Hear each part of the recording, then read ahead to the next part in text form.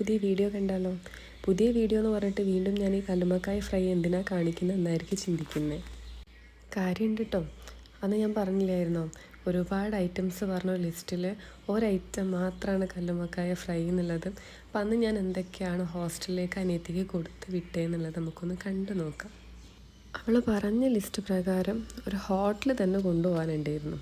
പക്ഷെ നമുക്ക് പെട്ടെന്ന് ഉണ്ടാക്കി ഈസി ആയിട്ട് ക്യാരി ചെയ്ത് കൊണ്ടുപോകാൻ പറ്റിയ ഐറ്റംസ് മാത്രമാണ് ഉണ്ടാക്കിയിട്ടുണ്ടായത് കേട്ടോ.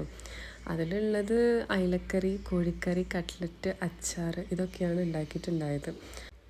ഈ അയലക്കറീൻ്റെ ഒന്നും റെസിപ്പി ഞാൻ പറയുന്നില്ല, കാരണം ഓരോരുത്തർക്കും ഓരോ ടേസ്റ്റിനനുസരിച്ചിട്ടാണ് മീൻ കറിയൊക്കെ വെക്കുക. പിന്നെ കോഴിക്കറീൻ്റെ റെസിപ്പി ഓൾറെഡി ഞാൻ അപ്ലോഡ് ചെയ്തിട്ടുണ്ട്. അച്ചാറിൻ്റെ വീഡിയോ അപ്ലോഡ് ചെയ്തിട്ടുണ്ട്. കടുക്ക ഫ്രൈൻ്റെ വീഡിയോ ഞാൻ അപ്ലോഡ് ചെയ്തിട്ടുണ്ട്. ഇനി കട്ട്ലറ്റും ഇറച്ചിപ്പത്തിരിൻ്റെയും വീഡിയോ ആണ് ചെയ്യാനുണ്ടായത്. ഇത് കട്ട്ലറ്റിന് വേണ്ടിയിട്ട് വേവിക്കാൻ വെച്ച് ഉരുളക്കിഴങ്ങാണ് കേട്ടോ. ഇനി ഇറച്ചിപ്പത്തിരിക്ക് വേണ്ടി ഉള്ളി വാട്ടാൻ ഒരു പാത്രം വയ്ക്കാം.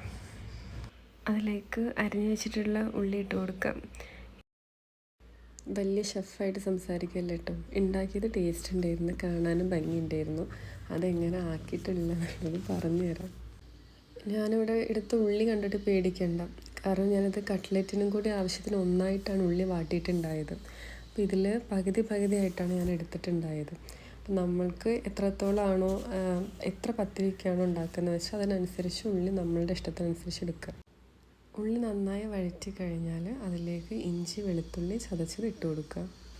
അതൊന്ന് മിക്സ് ചെയ്യുക, നന്നായിട്ട് ഉള്ളിയായിട്ട് മിക്സ് ചെയ്യുക. ആ പച്ചമണം പോകുന്നത് വരെ മിക്സ് ചെയ്തതിന് ശേഷം അതിലേക്ക് പച്ചമുളക് ഇട്ട് കൊടുക്കുക ആവശ്യത്തിന്. പിന്നെ ഇലകൾ ഇട്ട് കൊടുക്കുക. കറിവേപ്പ്, ചപ്പ്, പുതിന കുറച്ച് മതി കേട്ടോ. ഒരു കുത്തുന്നൊരു ടേസ്റ്റ് വരുന്നത് കാരണം കുറച്ച് ഇടുന്നുള്ളൂ. അത് അരിഞ്ഞു വെച്ചത് മൊത്തത്തിൽ ഇടേണ്ട ആവശ്യമില്ല, കുറച്ച് മാറ്റി വയ്ക്കുക. കാരണം ഇതെല്ലാം ഒന്ന് പ്രിപ്പയർ ആയതിന് ശേഷം നമുക്കിതൊന്ന് മുകളിൽ ഇട്ട് കൊടുക്കാനുള്ളത് മാറ്റി വെച്ചിട്ട് ബാക്കി ഇതിലിട്ട് കൊടുക്കുക. ഇനി ഇതിലേക്കൊരു 3/4 ടീസ്പൂൺ ഗരം മസാലയാണ് ഇട്ടിട്ടുണ്ടായത്. പിന്നെ ഒരു 1/4 ടീസ്പൂൺ മല്ലി ഇട്ടിട്ടുണ്ട്. പിന്നെ ഒരു 1/4 ടീസ്പൂൺ മഞ്ഞൾ ഇട്ടിട്ടുണ്ട്. ഇനി പൊടികളൊക്കെ ഉള്ളിയായിട്ടൊന്ന് മിക്സ് ചെയ്തിട്ടെടുക്കാം. ഇത് ഏകദേശം സെറ്റായതിനു ശേഷം ഇതിലേക്ക് വേണ്ട ചിക്കനാണ് ഞാനിവിടെ എടുത്തിട്ടുണ്ടായത്. ചിക്കൻ ഇട്ട് കൊടുക്കാൻ വേണ്ടിയിട്ട് നമ്മൾ 3-4 പീസ് അതിനെടുത്ത് മഞ്ഞൾപ്പൊടിയും ഉപ്പും ഇട്ട് ജസ്റ്റ് ഒന്ന് ഫ്രൈ ചെയ്തിട്ടെടുക്കാം. ചിലവർ കുക്കറിൽ ഇട്ട് വേവിച്ചിട്ട് മിക്സ് ചെയ്യുന്നവരുണ്ട്. പക്ഷെ അത് ജസ്റ്റ് ഒന്ന് എണ്ണയിൽ ഫ്രൈ ചെയ്ത് എടുത്തിട്ടുണ്ടെങ്കിൽ ആ ചിക്കനിൽ നല്ല ടേസ്റ്റ് വ്യത്യാസം ഉണ്ടാവും. ടേസ്റ്റ് നല്ല അടിപൊളിയായിട്ടുണ്ടാവും. ഫ്രൈ ചെയ്ത ചിക്കൻ നമ്മൾ ഇതിലേക്ക് മിക്സ് ചെയ്ത് കൊടുക്കണം. ചിലവർ ജാറിലിട്ട് അടിക്കാറുണ്ട്, പക്ഷേ എനിക്കിതിന് കുറച്ചിങ്ങനെ കടിക്കുന്നത് ഇഷ്ടമാണ് കഴിക്കുമ്പം. അത് കാരണം നമ്മൾ ഇഞ്ചി വെളുത്തുള്ളിയൊക്കെ ഇടിച്ചതുപോലെ തന്നെ നമ്മൾ ഈ ചിക്കനും വെന്ത ചിക്കനും നമ്മളിങ്ങനെ ഇടിച്ചിട്ടാണ് ഇതിലേക്ക് ചേർക്കുന്നത്. അത് നമ്മൾ ഇപ്പോൾ വാട്ടി വെച്ചിട്ടുള്ള ഉള്ളിയില്ലേ അതിലേക്ക് ഇട്ട് കൊടുക്കുക.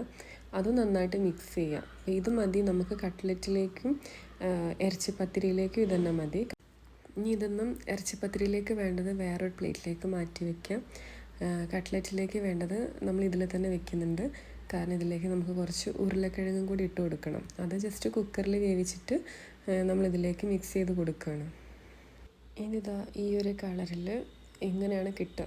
നല്ലൊരു അടിപൊളി. അധികം എണ്ണ ഒന്നും ഒഴിച്ച് കഴിഞ്ഞാൽ നമ്മളിത് ഉണ്ടാക്കുന്ന സമയത്ത് ഒരുപാട് ലൂസായിട്ടിരിക്കും. അപ്പോൾ അതാ ഈ ഒരു മിക്സിങ് ആയിക്കഴിഞ്ഞാൽ നമ്മൾ ഫ്ലെയിമൊക്കെ ഒന്ന് ഓഫ് ചെയ്ത് മാറ്റി വയ്ക്കാം. പിന്നെ ഈ ചട്ടിപ്പത്തിരിനെ പോലെ തന്നെ ലെയറായിട്ടാണ് നമ്മളിത് ഉണ്ടാക്കുക. അപ്പം അതിന് ലെയറാക്കാൻ വേണ്ടത് മൈദ വേണം. ആ ചപ്പാത്തി പോലെ ചുട്ടെടുക്കാൻ വേണ്ടി. ചപ്പാത്തി പോലെ അത്ര വേവണ്ട, ജസ്റ്റ് ഒന്ന് വാട്ടിയെടുക്കാൻ വേണ്ടിയിട്ട്. നമുക്ക് ആവശ്യത്തിന് മൈദ എടുത്തിട്ട് കുഴച്ച് ചപ്പാത്തിക്ക് കുഴക്കുന്നത് പോലെ കുഴച്ച് ഞാനിവിടെ 5 പത്തിരിക്കാണ് ഈ ഇറച്ചിപ്പത്തിരി ഉണ്ടാക്കുന്നത്. അപ്പോൾ നമ്മൾ എടുക്കുന്ന പാത്രത്തിൻ്റെ ഒരു വലുപ്പത്തിൽ പരത്തി എടുത്തിട്ട് ജസ്റ്റ് ഒന്ന് വാട്ടിയെടുക്കുക. ചപ്പാത്തി പോലെ ചുട്ടെടുക്കരുത്, ജസ്റ്റ് ഒന്ന് ചൂടാക്കി എടുക്കുക 2 ഭാഗവും. ഏത് പാത്രത്തിലാണ് നമ്മളിത് പ്രിപ്പയർ ചെയ്യുന്നത് വെച്ചാൽ ആ പാത്രത്തിന് ചുറ്റും നന്നായിട്ടൊന്ന് എണ്ണ തടവി കൊടുക്കുക. ഒരുപാട് ആവേണ്ട ആവശ്യമില്ല, കാരണം അത് ഒരു മുരിച്ചിൽ പോലെ ആയിപ്പോവും. എന്നിട്ട് ഒരു 5 മുട്ടയും കൂടി നമ്മൾ വേറെ ഒന്ന് കലക്കിയെടുത്തിട്ട് നമ്മൾ ഈ ചുട്ട് വെച്ചിട്ടുള്ള ഈ ലെയർ വെക്കാൻ വെച്ച് ചപ്പാത്തി പോലെ മൈദൻ്റെ ആ ഒരു ഇതുണ്ടല്ലോ, അത് ഈ മുട്ടയിൽ ജസ്റ്റ് ഒന്ന് ഡിപ്പ് ചെയ്തിട്ട് നമ്മൾ പാത്രത്തിലേക്ക് ഇട്ട് കൊടുക്കുക. എന്നിട്ട് നമ്മളതിൻ്റെ ചിക്കൻ്റെ ഫില്ലിങ്ങും അതുപോലെ കോഴിമുട്ട ചിക്കി പൊരിച്ചതിൻ്റെ ഫില്ലിങ്ങും നമ്മൾ ഇട്ട് കൊടുക്കുക. ഞാനൊരു 5 മുട്ട ഇതുപോലെ ചിക്കി പൊരിച്ചിട്ടുണ്ടായിരുന്നു കേട്ടോ. അത് ഞാൻ വീഡിയോ എടുത്തായിരുന്നു, പക്ഷേ റെക്കോർഡ് ചെയ്തില്ല. അത് കാരണം ആ വീഡിയോ എനിക്കിതിൽ ഇടാൻ പറ്റിയിട്ടില്ല. 5 മുട്ട എടുത്തിട്ട് സാധാരണ നമ്മൾ വീട്ടിൽ ചോറിനൊക്കെ കഴിക്കാൻ ഉണ്ടാക്കുന്നത് പോലെ എടുത്തിട്ട് ഇതിന് കൂടെ ഇട്ട് കൊടുത്താൽ മതി. നമ്മൾ ഈ ഫസ്റ്റ് ലെയർ ചെയ്തതുപോലെ തന്നെ ബാക്കിയുള്ള 4 ലെയേഴ്സും കൂടി ചെയ്യുക. 5 ലെയർ ഒരുപോലെ തന്നെയാണ് ചെയ്യേണ്ടത്. ലാസ്റ്റ് നമുക്ക് ഈ ബാലൻസ് വന്ന് ഡിപ്പ് ചെയ്തിട്ടുള്ള മുട്ട ഉണ്ടല്ലോ, അത് നമ്മൾ ഇതിൻ്റെ മുകളിൽ ഒഴിച്ചു കൊടുക്കുക. അതാകുമ്പോൾ ഒരു കേക്ക് പോലെ സെറ്റായിട്ട് വരും. ഒരു പഫി ഫീൽ ഉണ്ടാവും ഇത് വെന്ത് കഴിഞ്ഞാൽ. ഇനി നമ്മളിത് അടച്ച് വെച്ചിട്ട് ലോ ഫ്ലെയിമിൽ ജസ്റ്റ് ഇതൊന്ന് കുക്ക് ചെയ്തിട്ട് എടുക്കാം. ഒരു 1/2 അവർ എന്തായിട്ടും വേണം ഇത് കുക്ക് ചെയ്ത് വരാൻ വേണ്ടിയിട്ട്. ഇതിൻ്റെ ഇടയിൽ ഞാൻ നമ്മൾ കട്ട്ലേറ്റും മീൻ കറി എല്ലാം പ്രിപ്പയർ ചെയ്തിട്ടുണ്ടായിരുന്നു കേട്ടോ. അതായത് ഏകദേശം പുലർച്ചെ 2 മണി ആ ടൈമൊക്കെ ആകുമ്പോൾ തുടങ്ങിയ പണിയാണ്. രാവിലെ 7:30 ആകുമ്പോഴത്തേക്കും എല്ലാം ഉമ്മാൻ്റെ കയ്യിൽ കൊടുത്ത് വിടാൻ വേണ്ടി പറ്റിയിട്ടുണ്ട്.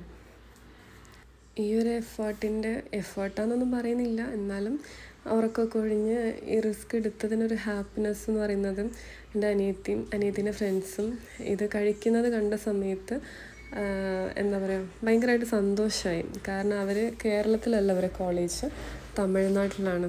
അപ്പോൾ അവർക്ക് സാമ്പാറും ചോറും മാത്രമാണ് ഫുൾ ഡേ എപ്പോഴും. ചിക്കൻ കിട്ടും, മീനൊന്നും കിട്ടത്തില്ല. അതാണ് മീൻ കറിയൊക്കെ കൊടുത്ത് വിട്ടിട്ടുണ്ടായത്. അത് കണ്ട സമയത്ത് ഭയങ്കര സന്തോഷമായി.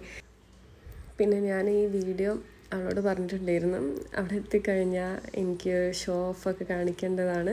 അപ്പോൾ എല്ലാവരുടെ ഒരു ഭയങ്കര ഇഷ്ടമായി, ഫുഡ് സൂപ്പറാന്നൊക്കെ പറയുന്നൊരു വീഡിയോ എടുക്കണമെന്ന് പറഞ്ഞു. അതിലെല്ലാവരും നല്ല അടിപൊളിയായിട്ട് അഭിനയിച്ച് എനിക്ക് നല്ലൊരു വീഡിയോ ഒക്കെ സെൻഡ് ചെയ്തിട്ടുണ്ട്. പിന്നെ ഈ ക്യാമറേൻ്റെ ബാക്കിൽ എൻ്റെ അനിയത്തിൻ്റെ ഒരു ബെസ്റ്റ് ഫ്രണ്ട് ഉണ്ട്, അതിൻ്റെ ഫേസിൽ വന്നിട്ടില്ല. എന്തായാലും എല്ലാവരും ഹാപ്പി ആയിട്ടുണ്ട്. നല്ല ഫുഡായിരുന്നു കേട്ടോ, സൂപ്പറായിരുന്നു. ഞാൻ പറഞ്ഞല്ലോ, ഞാൻ കഴിക്കാതൊന്നും അവൾക്ക് ഞാൻ കൊടുത്തിട്ടില്ല. ഈ ഇറച്ചിപ്പത്തിരി ഒഴികെ എല്ലാം ഞാൻ കഴിച്ചിട്ടാണ് കൊടുത്തിട്ടുണ്ടായത്.